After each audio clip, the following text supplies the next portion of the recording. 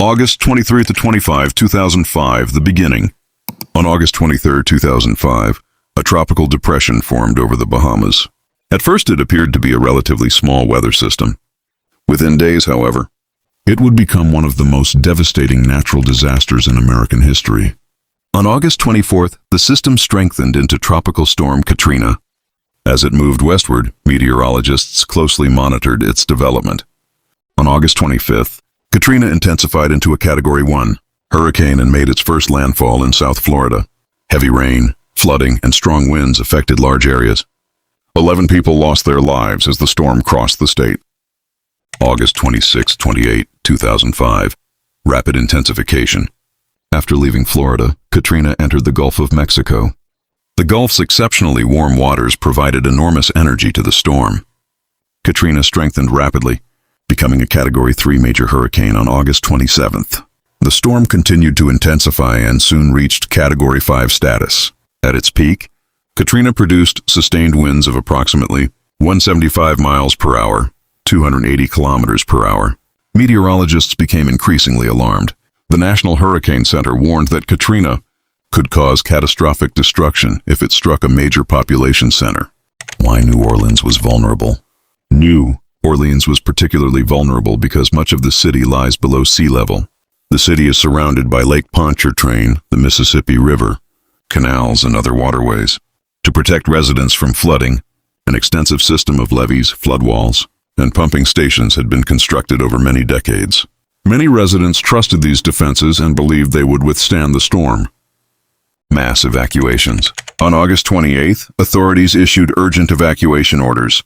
The mayor of New Orleans announced the first mandatory evacuation in the city's history. Millions of people left coastal areas as highways filled with traffic.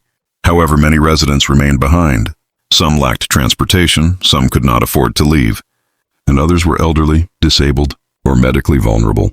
Thousands sought shelter inside the Louisiana Superdome, hoping it would provide safety during the storm.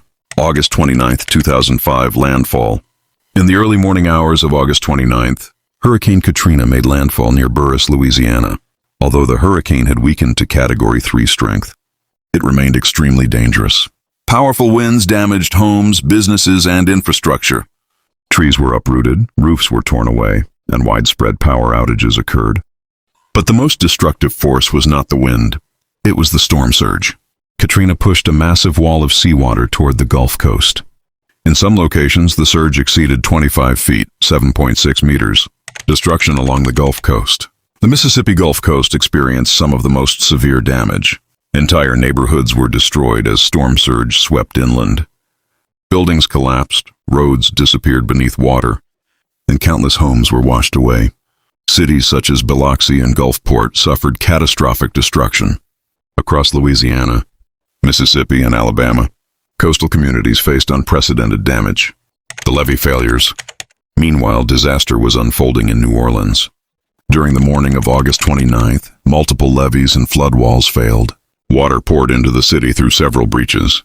Streets quickly became rivers. Vehicles floated away, and homes disappeared beneath rising water. Within hours, approximately 80% of New Orleans was flooded.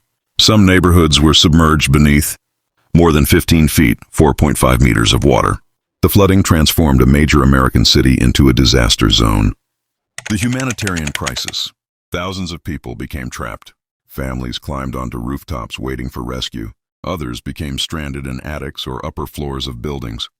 Electricity failed. Communications networks collapsed. Food, clean water, fuel, and medical supplies became increasingly scarce. Inside the Superdome and the Convention Center, thousands of evacuees waited for assistance under difficult conditions. For several days, the world watched dramatic images of the disaster unfold on television. Rescue operations. Massive rescue efforts began immediately after the storm. The United States Coast Guard conducted one of the largest search and rescue operations in its history. Helicopters rescued stranded residents from rooftops, while boats navigated flooded neighborhoods searching for survivors. Emergency workers, military personnel, police officers, firefighters, volunteers, and medical teams worked around the clock to save lives. Despite these efforts, the sheer scale of the disaster overwhelmed available resources. The human and economic cost. As floodwaters slowly receded, the full extent of the destruction became clear. Entire neighborhoods had been destroyed. Schools, hospitals, businesses, roads, bridges, and critical infrastructure suffered severe damage. The official death toll was approximately 1,392 people. Hundreds of thousands of residents lost their homes, while millions experienced power outages and disruption to their daily lives. Economic damage reached approximately $125 billion in 2005, making Katrina the costliest natural disaster in U.S. history at that time. When adjusted for inflation, total losses exceed $200 billion. Investigations and controversy. Following the disaster, engineers and investigators examined why New Orleans had flooded so extensively. Multiple investigations concluded that failures within parts of the levee and floodwall system significantly increased the flooding. The findings sparked widespread debate regarding engineering standards, infrastructure maintenance, emergency planning, and government response, rebuilding and recovery. In the years that followed, billions of dollars were invested in rebuilding and strengthening flood protection systems. New levees were constructed, flood walls were reinforced, pumping stations were upgraded, and emergency response plans were improved.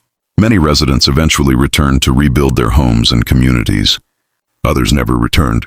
Some neighborhoods recovered quickly, while others took years to rebuild. Legacy. More than 2 decades later, Hurricane Katrina remains one of the most significant disasters in American history. It exposed weaknesses in infrastructure and emergency preparedness while demonstrating the resilience of affected communities. Katrina changed New Orleans forever and remains a powerful reminder of the destructive force of nature. Before we end this video, I'd like to mention that Hurricane Katrina was an incredibly large and complex disaster, and it's impossible to cover every single detail in one video. In this video, I have tried to explain the complete story of Hurricane Katrina from its formation to its lasting impact.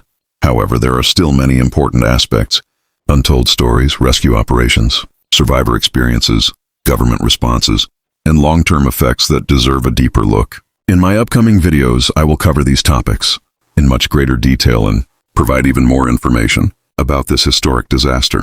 If you found this video informative and want to learn more about major disasters, historical events, and their impact on the world, make sure to subscribe to the channel and turn on notifications so you don't miss any future uploads. Thank you for watching, and I'll see you in the next video.